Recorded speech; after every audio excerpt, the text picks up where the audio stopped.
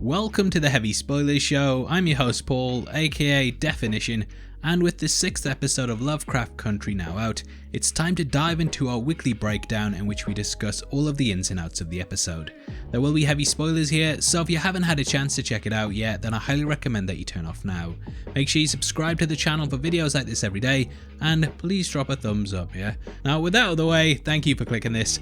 Let's get into Lovecraft Country.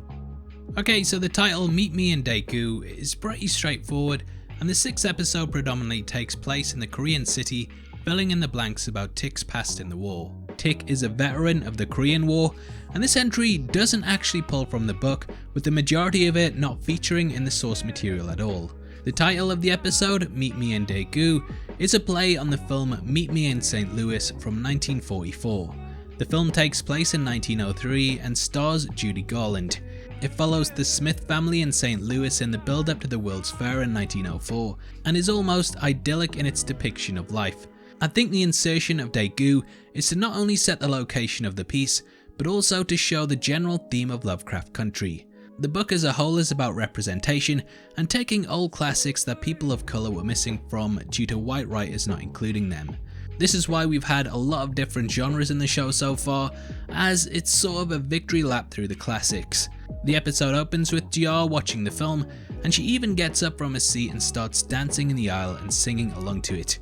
Ding ding ding went the trolley, ding ding ding the notification bell. Oh Jesus, this channel gets worse all the time. However, we realise that the character is just imagining this, and not only is she not this hyper-realised Disney character, her real life is much worse. 1949 South Korea is in the midst of a war, and it's sad that this conflict is often overlooked. I don't think I'd heard of the Korean War until I was in my 20s, and even now it's rarely ever mentioned in England at least. The war ended in 1953 due to armistice, but it's still a horrifying conflict that we know has massively affected Tic. Now Jia meets her mother Soon-hee, who's preparing kimchi. Jia refers to her as Oma throughout the episode, which is Korean for mother. They're practicing gimjang, the process of making enough food to last the winter, and this speaks to how poor that they are. Most of us are quite lucky in that we'll be able to get food throughout the winter months.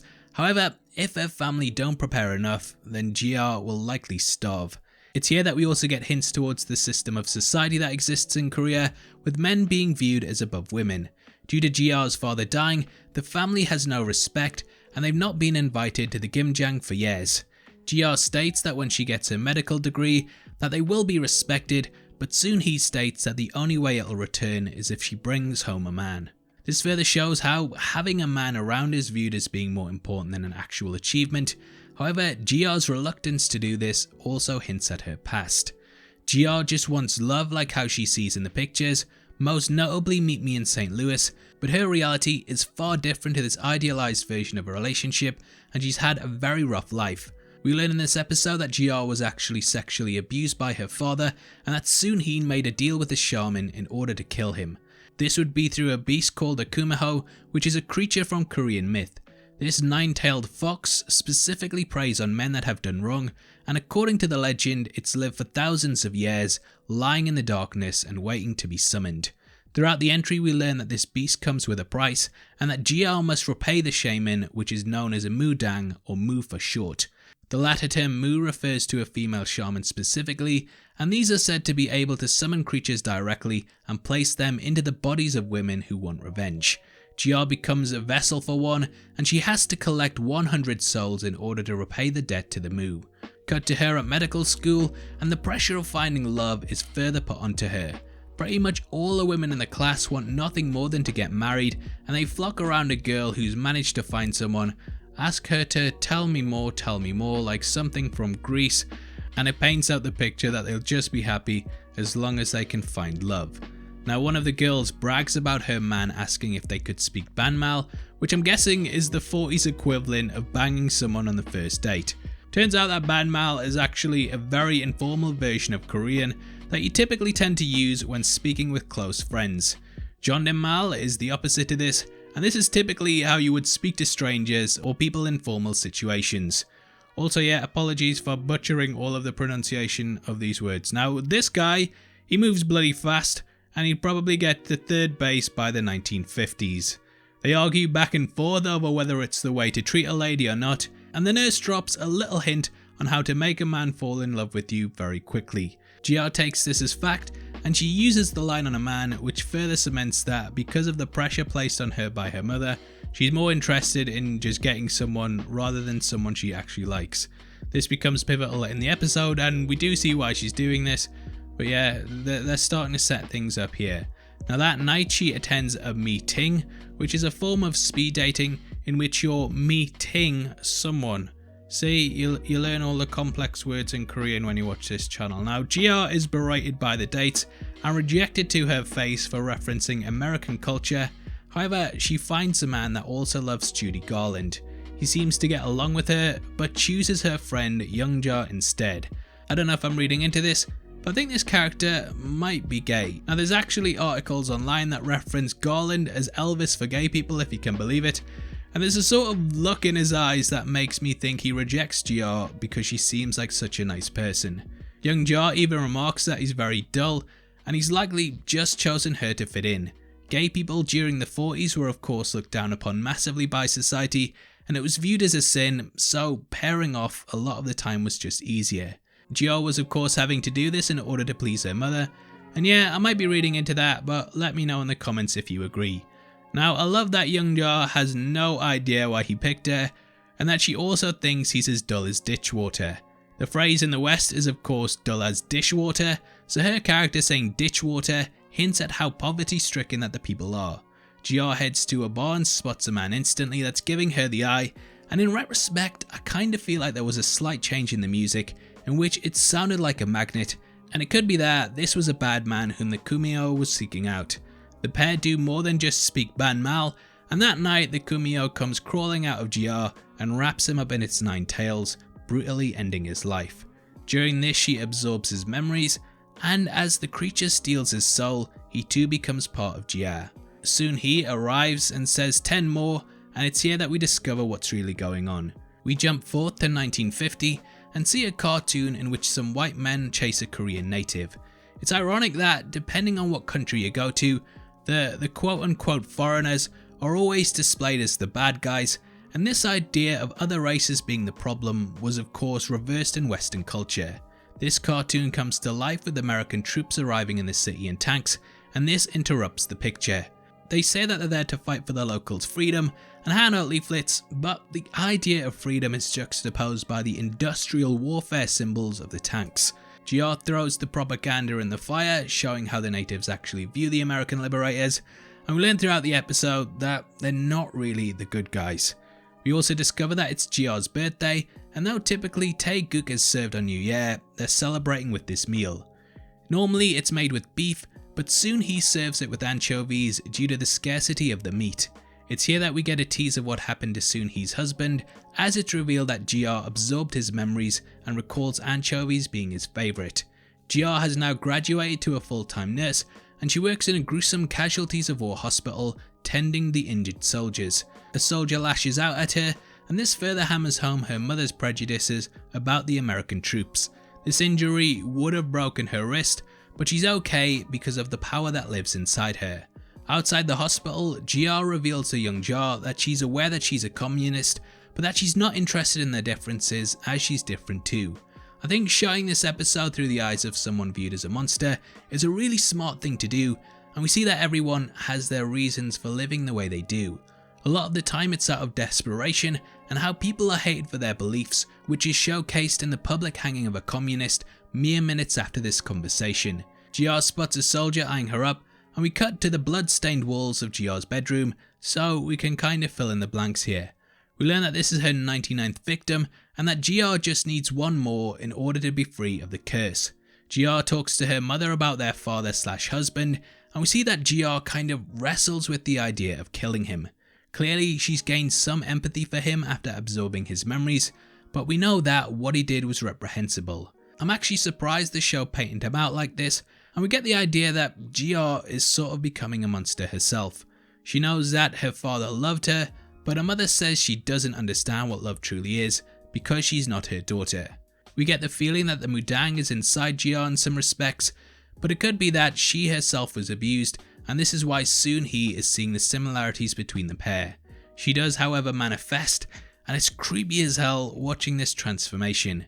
GR also sings a song about butterflies to prove that she's still in there, and this could be a nod to last week's episode in which Ruby's transformation was too littered by imagery of the creatures.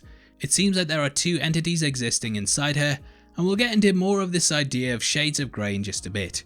Now, not long after, GR arrives at the hospital, and the soldier says that they know there's a communist spy amongst the ranks.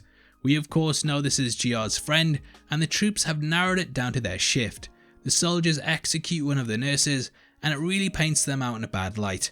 Often in fiction, especially westernized depictions of war, the Americans are portrayed as the good guys fighting for truth, justice, and the best way of life, but in reality, we know that things weren't black and white and everything existed in shades of grey.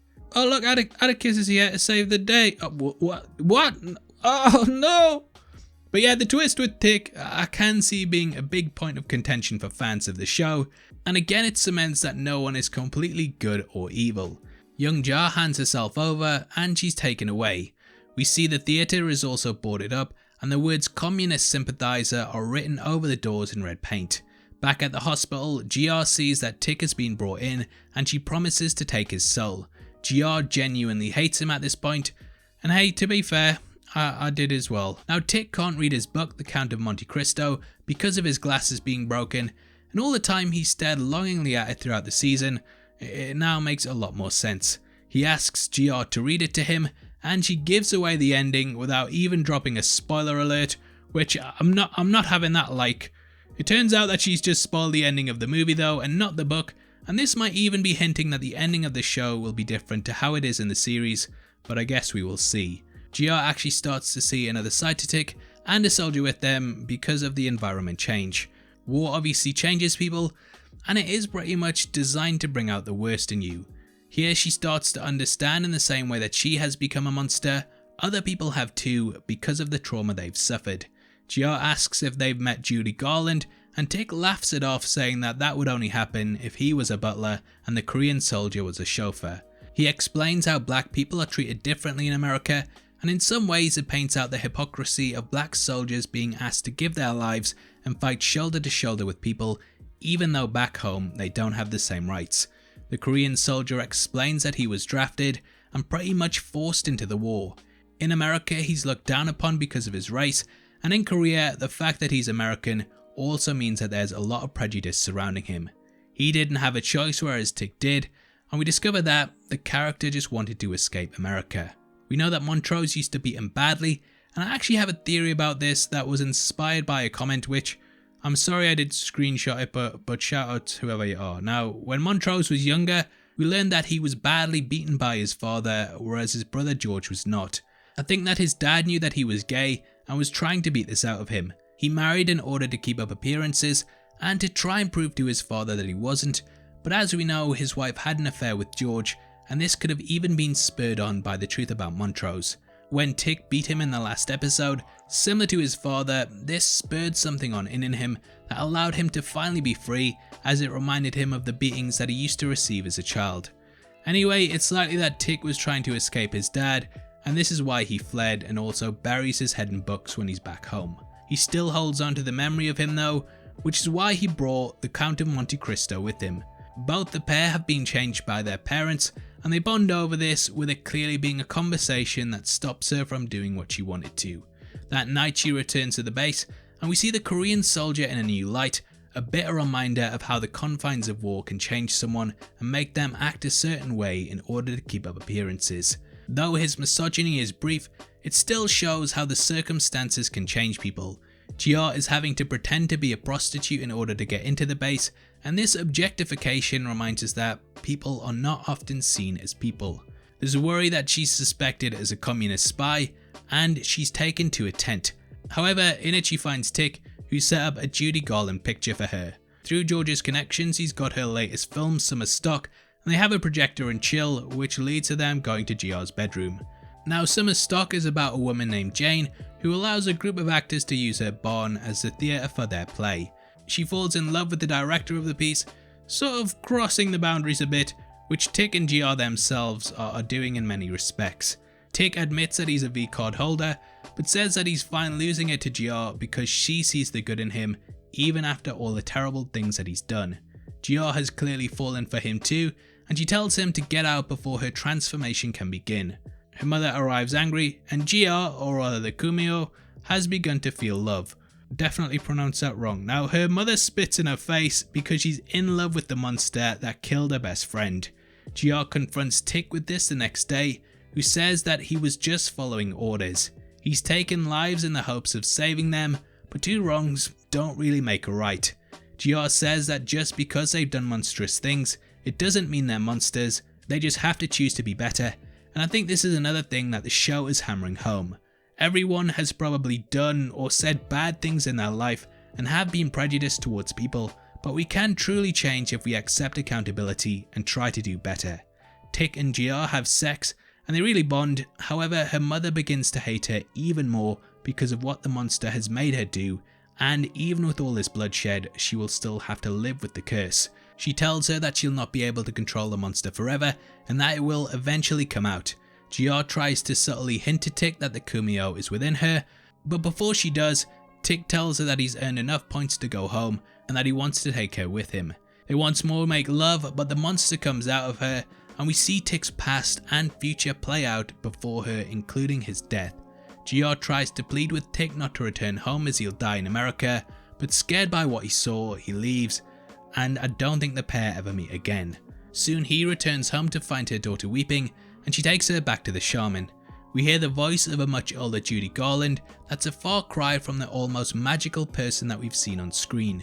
Garland lived a very tragic life, and it's clear that we don't always get a happy ending. She says she's spent years trying to please people, but there'll always be those that hate you no matter what, and it's very much symbolic to not only GR but other races in general.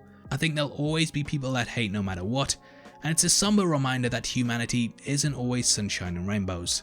The shaman wants the price paid in full, but all GR wants to know is whether Tic will die or not. The shaman says there will be countless more deaths, and the episode ends with us not knowing what will happen to her next. I actually think that her mother will be the final soul to complete the ritual, and who knows, when Tic calls her, it might not exactly be the happiest reunion possible. Now next week we are back in line with the book, and if you don't want any spoilers then turn the hell off now. Anyway, it looks like we're following Hippolyta as she tries to get to the bottom of George's death. In the book she finds an observatory, and in this is a portal that sends her across the universe. In the show, it looks like this portal is going to be in the Ori, and that's why Christina was after it so much. The chapter in the book wasn't that big on action, but it looks like we're getting an almost riff on Ben-Hur with the entry becoming an almost gladiatorial battle. I don't know how it's going to go down, as it looks like it's a big departure from the source material, but I'm hyped to see what they do. They're doing an absolutely brilliant job with the show, and yeah, hats off to them so far. Anyway, there's a lot to look forward to, and I can't wait to see what happens, but obviously, I'd love to hear your thoughts on the episode, so make sure you comment below and let me know. If you missed any of our breakdowns so far, then make sure you check them out after this, and don't forget we're also giving away a free copy of the Christopher Nolan collection, and all you have to do to be in with a chance of winning is like the video, subscribe to the channel, and drop a comment below. The winner is going to be chosen at random on the 30th of September, so make sure you get involved. If you want to support the channel and get to see content early, then please consider clicking the join button below. You can also come chat to us on our Discord server, linked in the description, or Heavy Spoilers on Twitter. Thanks for making it until the end of the video. You've been the best, and I've been Paul, and I'll see you next time. Take care. Peace. Peace.